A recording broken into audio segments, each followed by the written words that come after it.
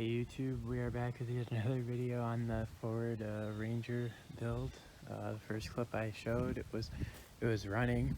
It was running very nicely actually. Had a little bit of smoke coming from the valve cover, but that was because I forgot a bolt. But other than that, it was pretty decent. I actually took it for a very short drive, like right after that too. So this was, the garage it was in, and then I took it maybe to about that orange fence on the road, so like not very far at all. And temperatures did start rising, so I didn't bleed the system enough.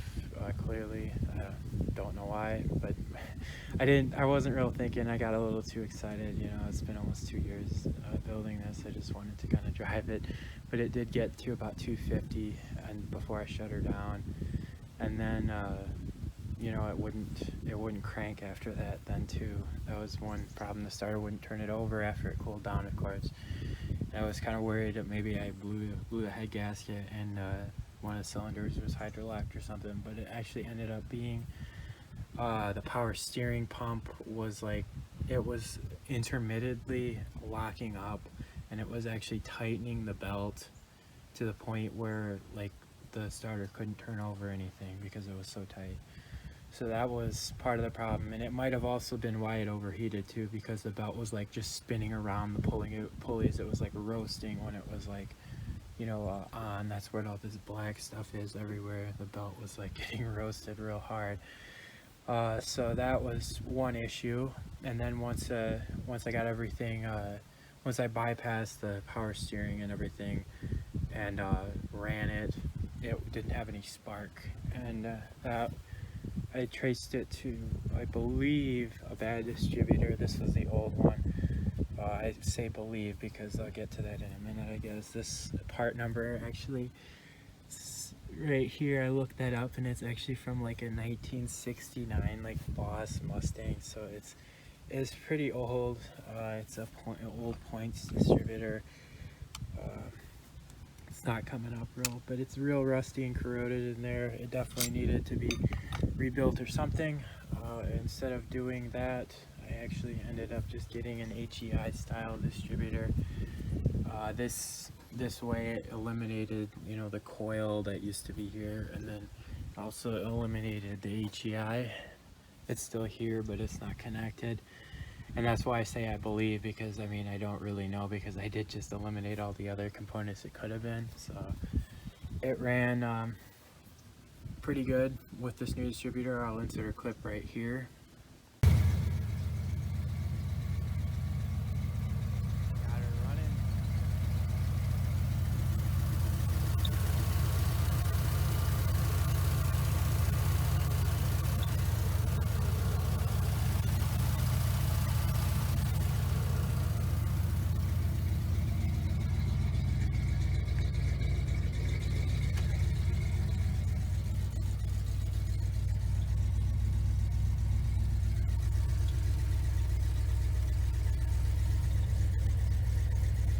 Just showed that clip there. It was actually running a little bit retarded in that clip.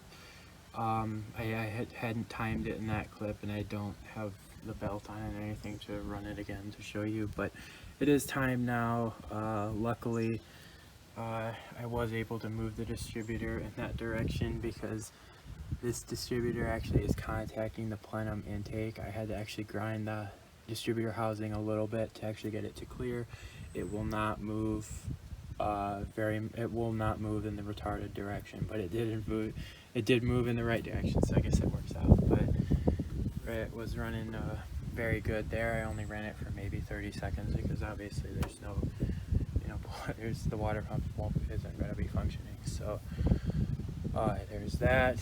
I did unfortunately have to rip out most of the interior again. And that was because when I put that distributor in, I still had no spark, and I had to trace the ignition wire in here and make sure nothing was burnt up or anything. But it ended up just being a loose wire, loose pigtail at the distributor, so that was solved. And let me just show you some of the other stuff, like the front drive shaft real quick too. So here's the front drive shaft that was in the truck when I bought it. I remember last update video I was trying to explain that there was play in the U-joints and I was going to replace them, but that ended up not being as simple as I thought because I actually couldn't figure out what U-joint it took. I measured everything with the micrometer, the caps, the cross length on both sides of course, and it came up to be the specifications of a 1310 U-joint, except this, you obviously can't run an external ring on here. There's no room for it. This one that's on here had these internal grooves for the rings. So I had to read a few U-joint guides and I eventually was able to track this one down. It's a 5-1200X and it has all the dimensions of a 1310 joint, just with internal snap rings.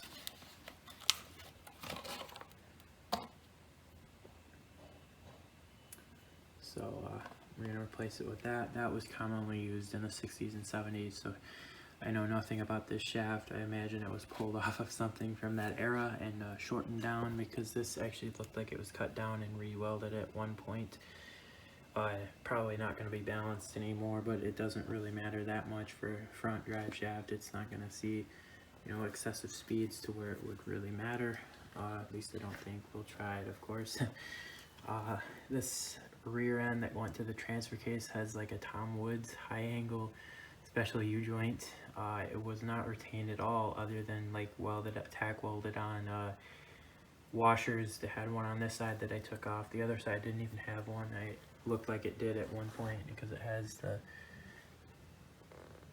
has like the tack welds or whatever, but it propped off. I mean, that's not how you retain something that's not going to hold up at all. I'm not really sure why you'd spend $65 on a U-joint to run it like that, but this did have a low pinion Dana 44 from an early Bronco when I first bought the truck, so the angles were very horrendous, especially at the TK's side, so I imagine that's why he did it, but it's not going to work like that. You might as well have not done it.